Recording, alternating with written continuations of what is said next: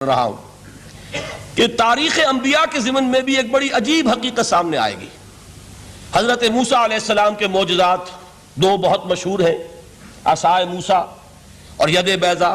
ویسے قرآن مجید نے 7 مزید گنوائے ہیں، 9 آیات بینات، 9 بڑے کھلے کھلے معجزے جو فرعون اور آل فرعون کو دکھائے گئے۔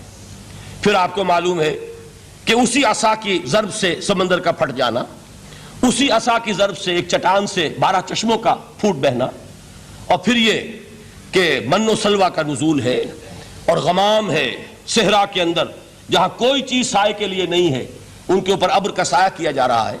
یہ سارے معجزے آپ کو نظر آ رہے ہیں۔ اسی طریقے سے حضرت مسیح علیہ السلام کیسے کیسے معجزے، مردہ کو کہا قم باذن اللہ اور کھڑا ہو گیا، گارے سے بنایا ایک پرندے کی شکل اور اس میں پھونک ماری اور اڑتا ہوا پرندہ ہو گیا۔ یعنی یہ کہ احیاء موتا اور خلق حیات یہ آخری معجزے ہو سکتے ہیں، اس لیے کہ یہ خالص اللہ تعالیٰ کے افعال ہیں۔ لیکن ذرا اس کانٹیکسٹ میں دیکھیے محمد کا معجزہ کیا ہے صلی اللہ علیہ وسلم۔ قرآن مجید جن لوگوں نے پڑھا ہے اور سمجھ کر پڑھا ہے، ترجموں سے پڑھا ہے، یا ویسے وہ عربی زبان سے واقف ہیں، ان کو معلوم ہے کہ قرآن بار بار کہتا ہے محمد کا معجزہ یوں تو بے شمار واقعات ہوں گے، لیکن اصل معجزہ صرف اور صرف قرآن ہے۔ اسی کو پیش کیا گیا کہ یہی ہے، آؤ مقابلہ کر لو۔ اصل میں معجزہ کہتے کسے؟ معجزہ کے معنی عاجز کر دینے والی شے۔ یوں تو اولیاء اللہ جو ہیں ہم ان کی کرامات کے قائل ہیں۔ اللہ تعالیٰ اپنے کسی نیک بندے کے مقام اور مرتبے کے اظہار کے لیے کسی وقت کوئی ایسی چیز ظاہر کر دے جو قانون طبیعی کے خلاف ہو، تو یہ کرامات اولیاء حق ہے۔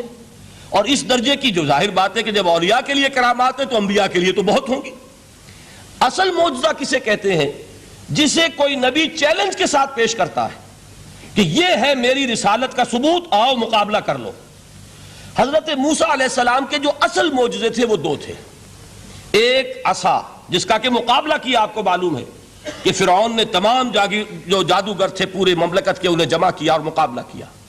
تو جس چیز کو کہ پیش کیا جائے چیلنج کے ساتھ کہ آؤ تو مقابلہ کر لو، وہ اصل معجزہ ہوتا ہے اس نبی اور رسول کا۔ تو حضور صلی اللہ علیہ وسلم کا اصل معجزہ، یعنی معجزات آپ یہ مغالطے میں مبتلا نہ ہو، میں بقیہ معجزات کی نفی نہیں کر رہا، یہ واقعات اپنی جگہ حق ہیں کہ حضور کو پتھر سلام کرتے تھے۔ حضور صلی اللہ علیہ وسلم جس کھجور کے تنے کے ساتھ ٹیک لگا کر خطبہ دیا کرتے تھے، جبکہ ابھی مسجد نبی میں ممبر نہیں بنا تھا، جب تعداد زیادہ ہو گئی مسلمانوں کی اور ضرورت محسوس ہوئی کہ ذرا بلند مقام پر کھڑے ہو کر آپ خطبہ ارشاد فرمائیں، تو پھر وہ ممبر بنا کر رکھا گیا۔ پہلے مرتبہ جب آپ ممبر پر چڑھ رہے تھے خطبہ دینے کے لیے، تو اس کھجور کے سوکھے تنے میں سے ایسی آواز آئی جیسے کوئی بچہ بلک بلک کر رو رہا ہو کہ وہ سعادت جو مجھے حاصل رہی تھی آج تک میں محروم ہو گیا۔